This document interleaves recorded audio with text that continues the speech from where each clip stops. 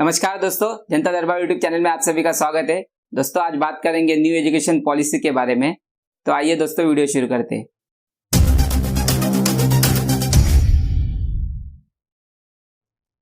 दोस्तों भारत में पहली एजुकेशन पॉलिसी आई थी 1968 में। उसके कुछ वर्षों बाद इसमें बदलाव किया गया था 1986 में, और आज 34 सालों बाद भारत में एक नई एजुकेशन पॉलिसी आई है जिसे न्यू एजुकेशन पॉलिसी 2020 नाम दिया गया है। तो इस पॉलिसी की अध्यक्षता की थी कस्तूरी रंजन ने, जो इसरो के पूर्व वैज्ञानिक थे। इस पॉलिसी पर 5 सालों से काम किया जा रहा था, जिसे 2019 में पब्लिक डोमेन में लाया गया था, और पिछले 1 साल से इस पॉलिसी पे लोगों से सुझाव लिए जा रहे थे, जिसमें लगभग 1.25 लाख लोगों के सुझाव आए थे, और इसमें से कुछ सुझाव को इस पॉलिसी में मंजूरी दी गई है। दोस्तों हमारी जो पुरानी एजुकेशन पॉलिसी थी वो 10+2 थी, और इस नई एजुकेशन पॉलिसी में 5+3+3+4 करके इंक्लूड किया गया है। तो ये एजुकेशन पॉलिसी आज तक की सबसे बड़ी एजुकेशन पॉलिसी थी, जिसमें लगभग सभी पंचायतों के सुझाव लिए गए थे इस नई शिक्षा प्रणाली को बनाने के लिए। और इस नई शिक्षा प्रणाली में जो पहले मिनिस्ट्री ऑफ HRD था, इसका नाम बदल के मिनिस्ट्री ऑफ एजुकेशन कर दिया गया है। तो पहले क्या होता था कि बच्चों से सीधा फर्स्ट स्टैंडर्ड में एडमिशन लेने के लिए कहा जाता था। तो बच्चे क्या करते थे कि स्कूल जाने से नकारते थे, स्कूल नहीं जाते थे, स्कूल ना जाने के तरह तरह के बहाने ढूंढते थे। तो इसका बेसिक रीजन ये था कि जब बच्चे स्कूल फर्स्ट टाइम जाते हैं, उससे पहले उनका बैकग्राउंड क्या रहता है कि बच्चे 5 सालों तक क्या करते थे, तो वो खेलते कूदते हैं, कुछ ना कुछ तो उठ पटांग चीजें ही करते हैं।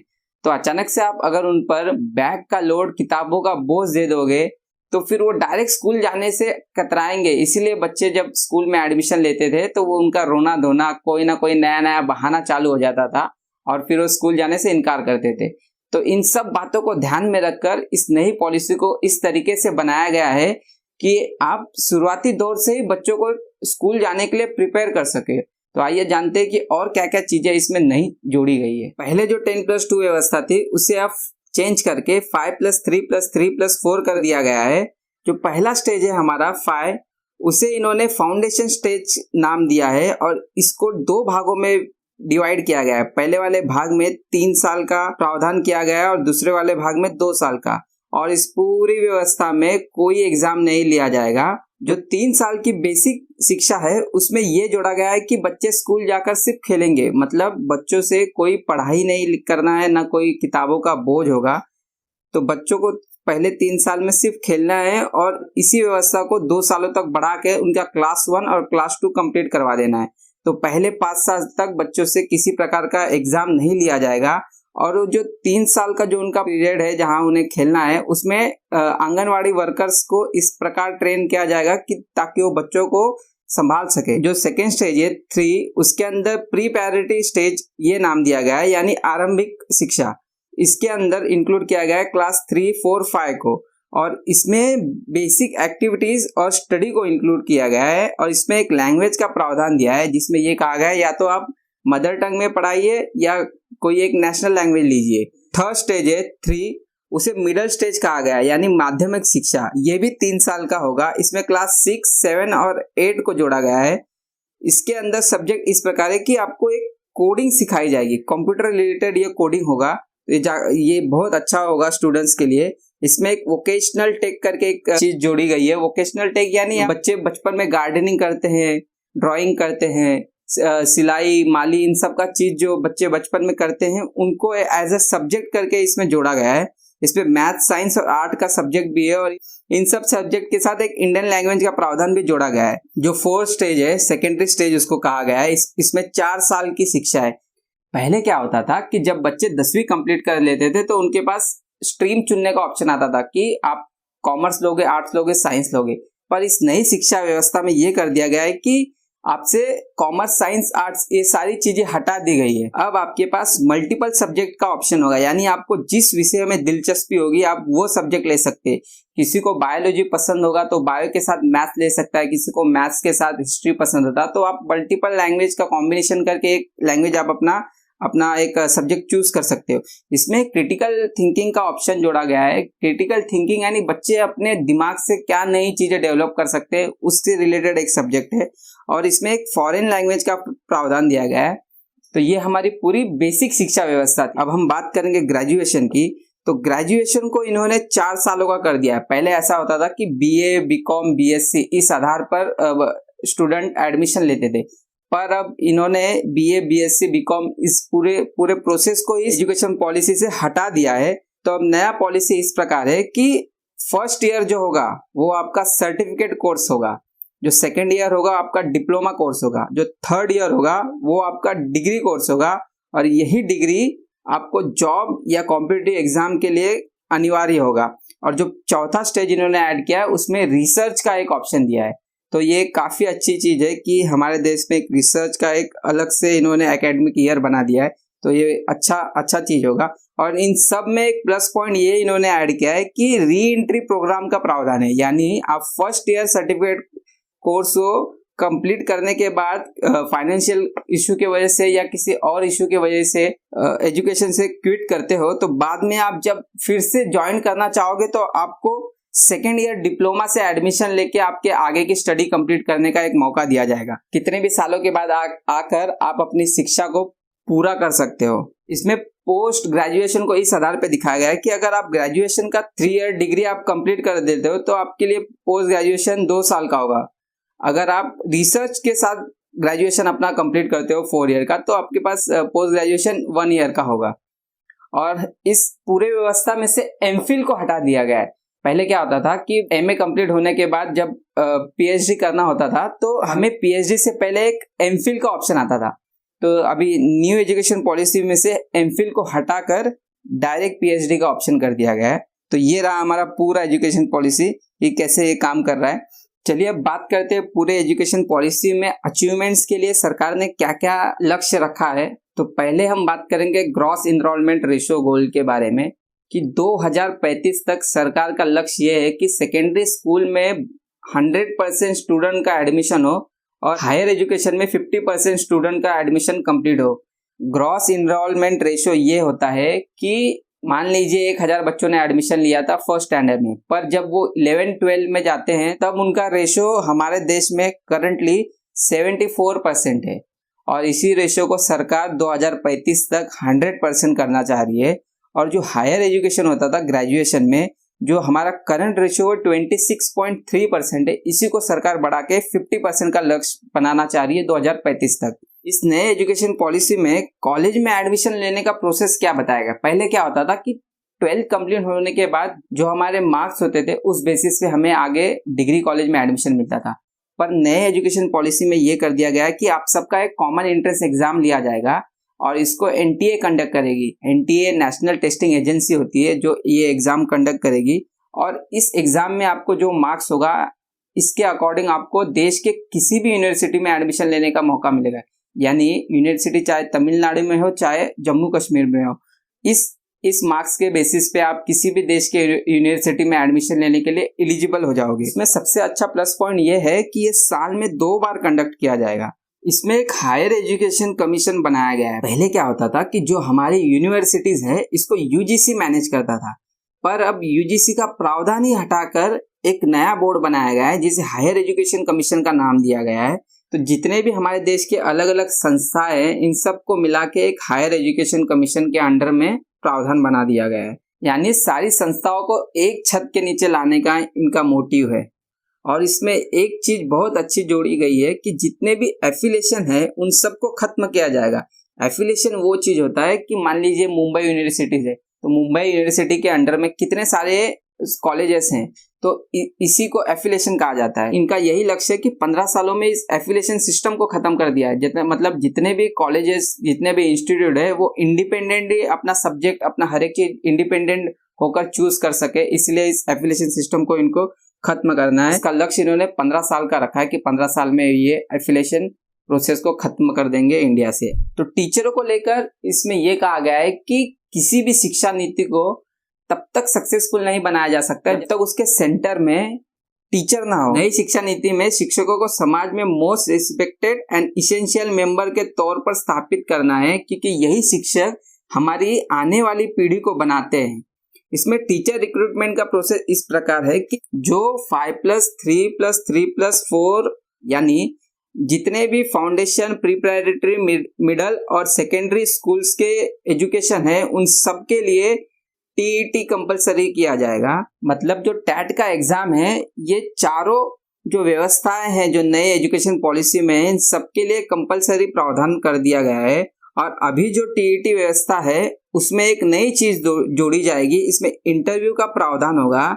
यानी टीचर्स को अपने स्किल्स को दिखाने होंगे कि वो बच्चों को कैसे पढ़ाते हैं, और इसके साथ ही ये भी देखा जाएगा कि उन्हें क्षेत्रीय भाषा का कितना ज्ञान है।